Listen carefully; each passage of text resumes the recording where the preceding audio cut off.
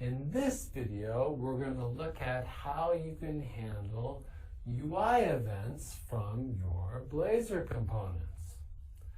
Web UI elements can trigger all sorts of events in response to user interactions, and you can handle those events from your C# code. Let's check it out. All right, so here in our Blazor Web App project, we've already seen how you can handle a click event on a button. In our counter component, we've got this button, and we can see that over here, we're wiring up an event handler for the on-click event with our increment count method, which is defined below in the code block. Now, there's actually a few different ways that you can define an event handler for an event. Here we're just specifying the method name and defining the method, and it's a synchronous method that takes no arguments.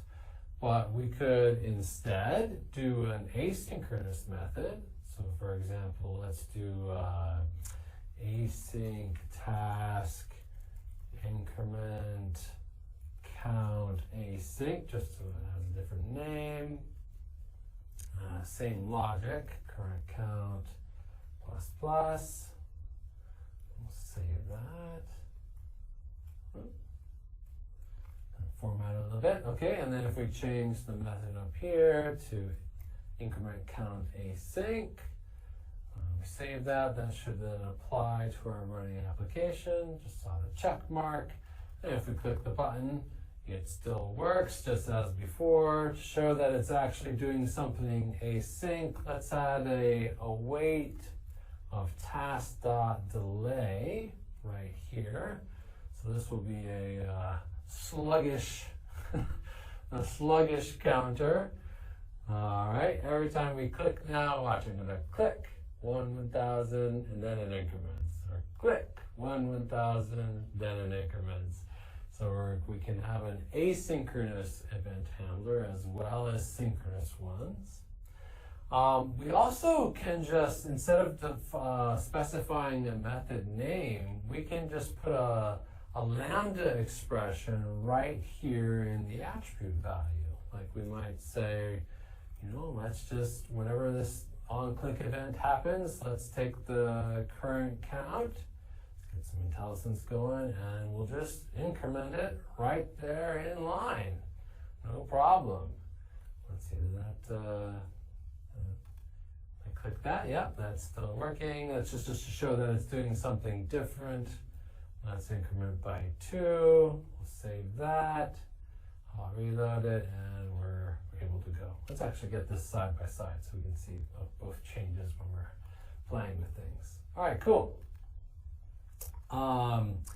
So you can do lambda expressions. That works as well. Now, that means we could get rid of these existing event handler methods.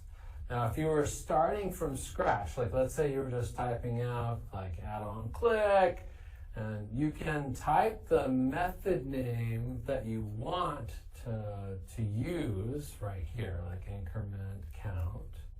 And then you'll notice there's this little light bulb that pops up over here, or you can trigger it by hitting Control dot, and that will show you this code action to generate either a synchronous or asynchronous event handler for that event. And it knows what type of event it is. Let's do the synchronous one. And this looks pretty similar to what we had before, but now it has an event argument. It has this mouse event args argument. Let's take a look at what that's got. So it's got a few additional properties about the event that was just fired. So as we've seen, like that argument is obviously optional. You don't need to have it, but you can include it. And there are various event arg types for the different kinds of events. So we could add our code back here, current count plus plus. And then we should be back and running now with an event handler method. And I think I might need to get .watch to restart. There we go. Are we going? Yes, we're going. Okay. So those are the different patterns for how you can define event handlers, synchronous or asynchronous, with an event arg or without. And you can use the code action to generate them. All right, let's try some different events. What about like on change for an input? Let's add an input UI element right here. And I want to take the value of this input and save it in a variable. So let's add a string. That's just going to be text. We'll default it to empty string. And what I want to have happen is every single time this input changes, so at on change equals, and I'm going to create an on change event handler method. Let's use the code action. We'll generate an on change method, which is now below. And then we should be able to take the text variable that I defined above, and we want to get now the value of that input, and we can use the event arg to do that. So if we go and look at the event arg, there is a value property that we can use to get its current value. Now, the type of that value property is like just an object. I want it as a string. I know it's going to be a string because this is a text input, so I'm just going to go ahead and cast it to a string and let Visual Studio know that it's not going to be null. Okay, so we can do that. And so now, to show that that's working, let's render the value of the text variable below and save that. Let's see what that looks like. Okay, our formatting doesn't look great. Let me just fix that real quick. Let's put a little div around our input. There we go, and we'll format, and then maybe add a little padding up here up top using Bootstrap. So margin top 3. So that's spaced down a little bit. Okay, that looks better. So now if I type in this input, ABC, nothing happens yet, but if I tab away, change the focus, that on change event fires, which then calls my event handler and which gets the value of the input, sets it to the variable, and the component renders, and we see the value of the input rendered below. So notice that Blazor will automatically re-render the component after our UI event has been handled. That's just something it does as sort of a heuristic. It assumes if you're wired up to an event handler, something's probably changed and the component needs to re-render. Okay, that's cool. What if we want this to actually update though, like every single time I type? Well, we can do that as well. Let's go back to our input, and instead of doing on change, let's do on input, which will fire every single time we type.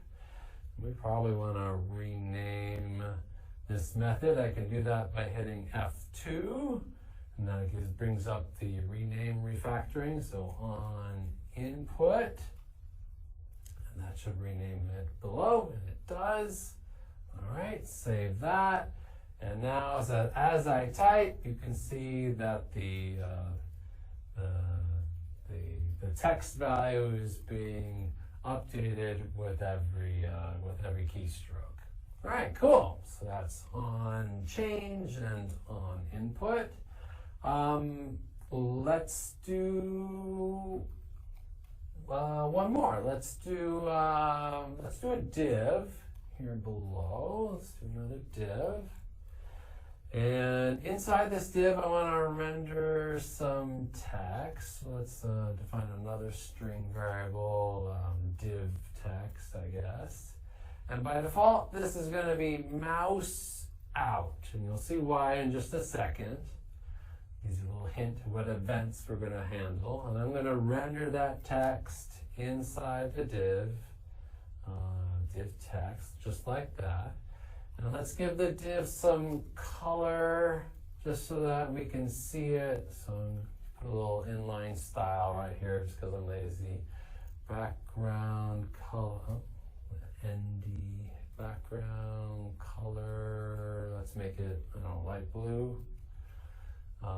Good, and then let's add a couple events here. Let's do @on mouse over, okay, and we'll create an event handler for that, mouse over, control dot to generate the event handler, cool, there's mouse over, and in here what we're going to do is we're going to change the div text to be mouse over so that we know the mouse is actually over.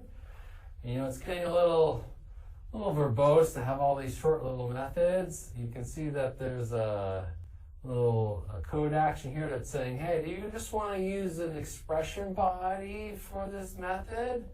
Yeah, that's much nicer. Okay, so let's do that for all of these and make them a little tighter. It's a nice C# feature.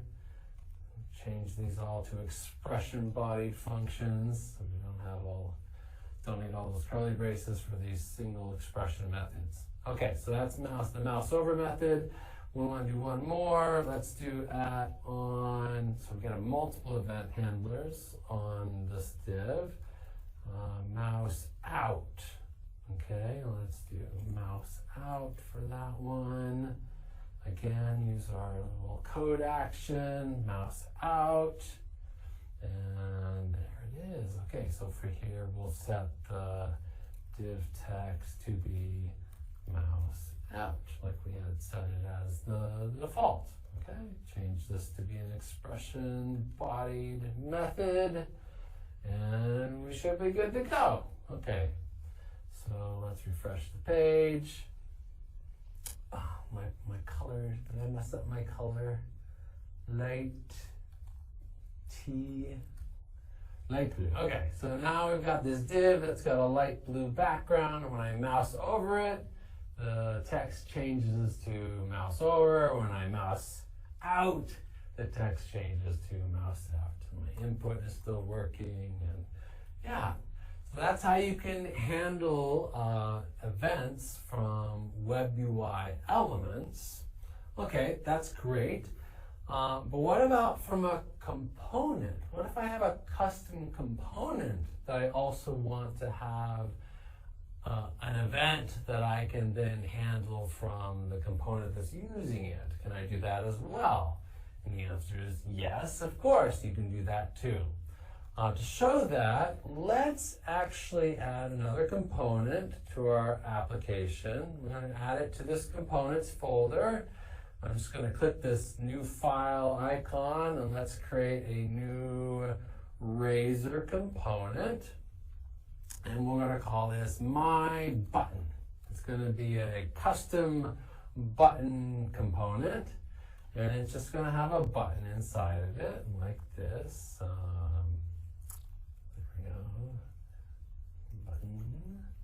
And inside the button, let's just say click me for now. We'll be like that, okay?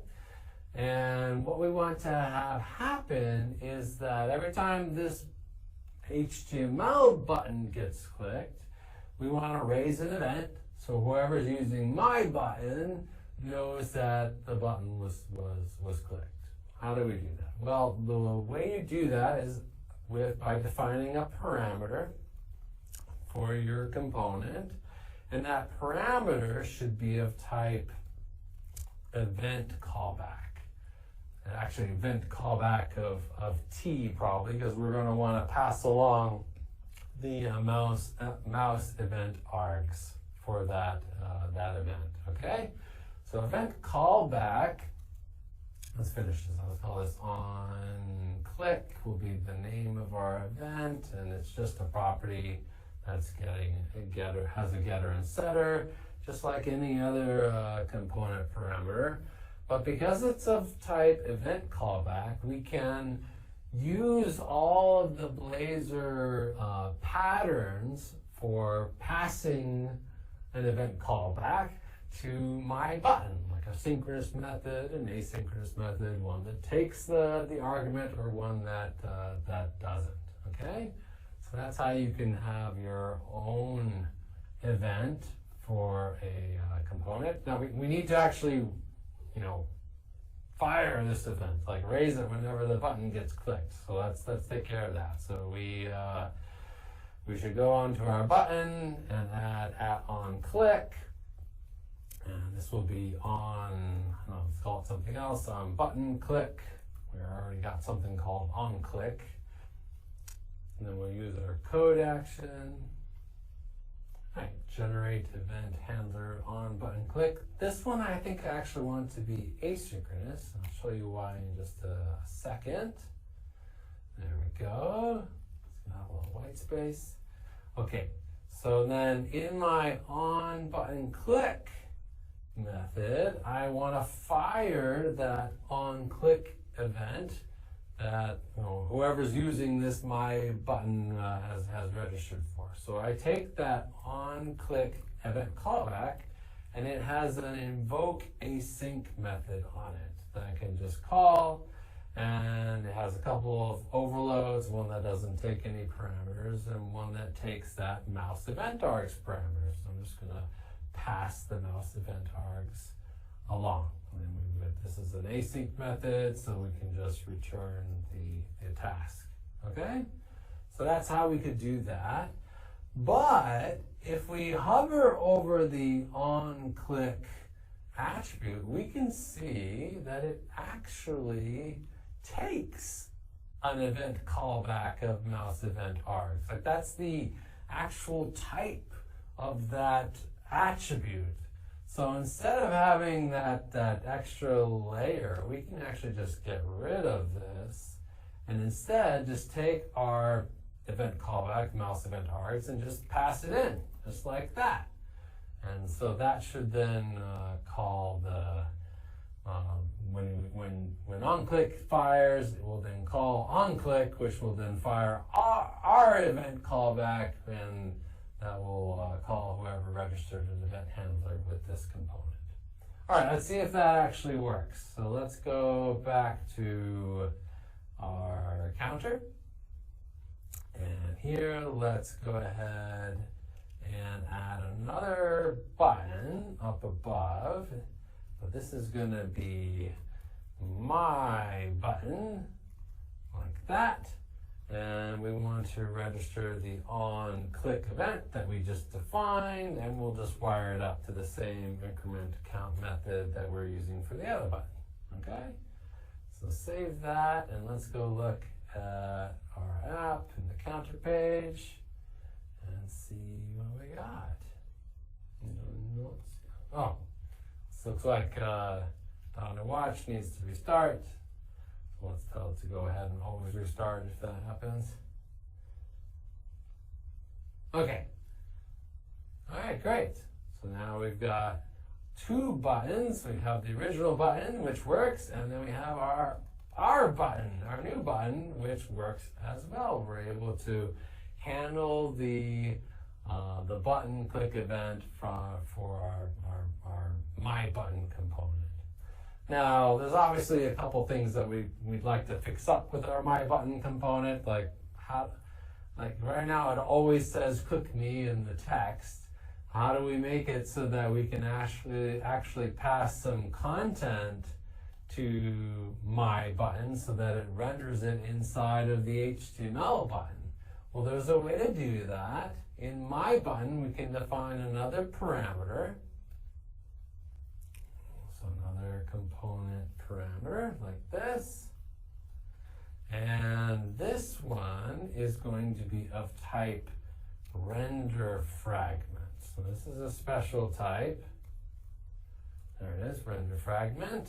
And we're also going to give this parameter a special name. It's going to be called child content, and that's important because that's the name that signals to Blazor that this is going to be the capture the content of the my button component. You know, the stuff in between the beginning tag and the end tag. And what a render fragment is, it's like capturing the chunk of Razor stuff that you put between the beginning and end tag of my button, and allows you to then render it someplace else. So I want to render this render fragment right here in our HTML button. So I'm just going to use syntax and then render the child content right in the HTML button.